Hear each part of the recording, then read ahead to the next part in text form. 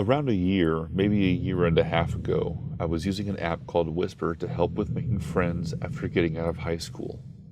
I was 19 at the time, had a really nice boyfriend, etc. I had used Whisper before and actually made 2 or 3 friends during my senior year and also found a friend of mine's boyfriend cheating using Whisper. So safe to say this app can be a handful sometimes. I put out a whisper asking for someone to talk to, and of course got a ton of replies, but I couldn't get to all of them, but I messaged some of the more interesting ones back. This guy, Jack, started messaging me, and seemed really nice. He said he was 23 and actually lived 8 minutes from my house.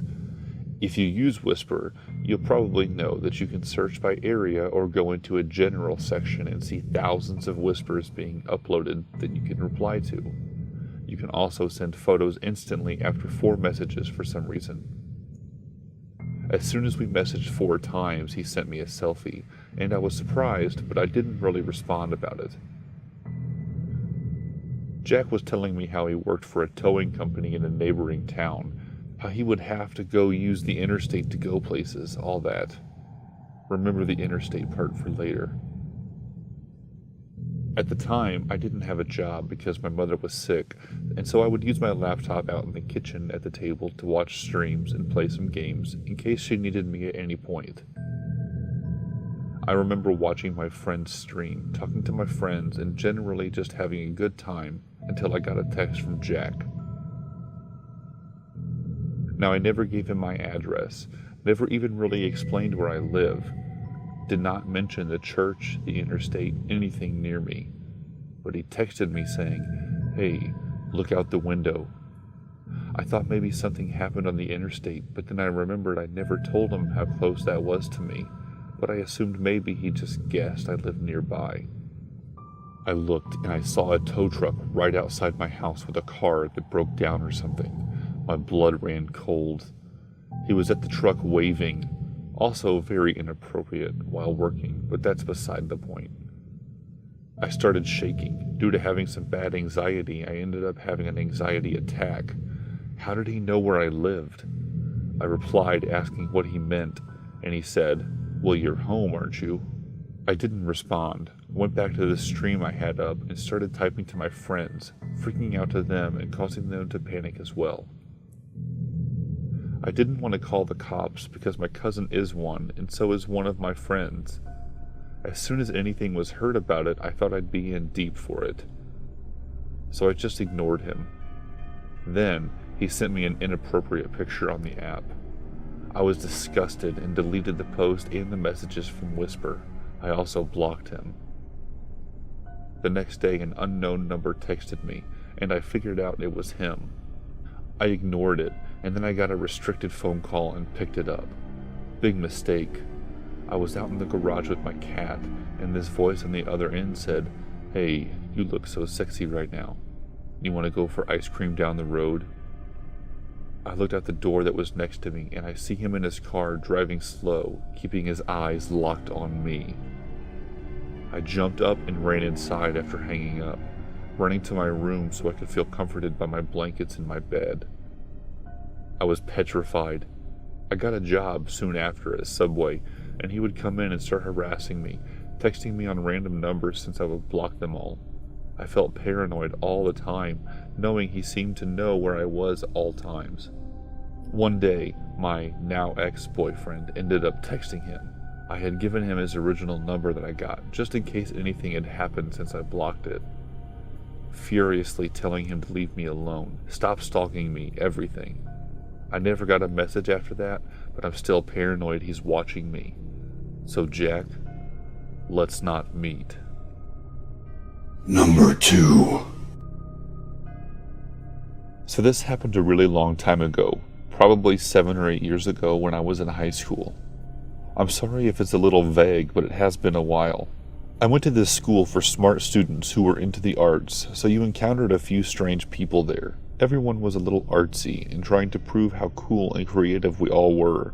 I became friends with 2 people who were having a very casual relationship together. Their names were Charlie and Ness. They eventually ended up splitting up and remained friends. That's when Charlie met a person named Damien. Damien seemed pretty harmless at first. I'd seen him around school.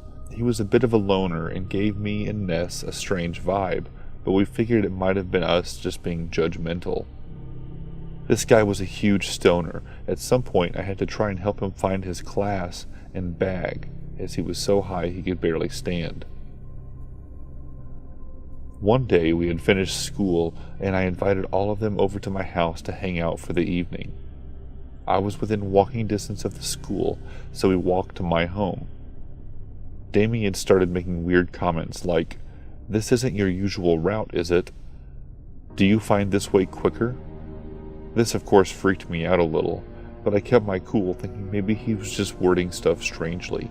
As we arrive at my house, I start showing them around, and Damien goes, "Oh, I've been here before."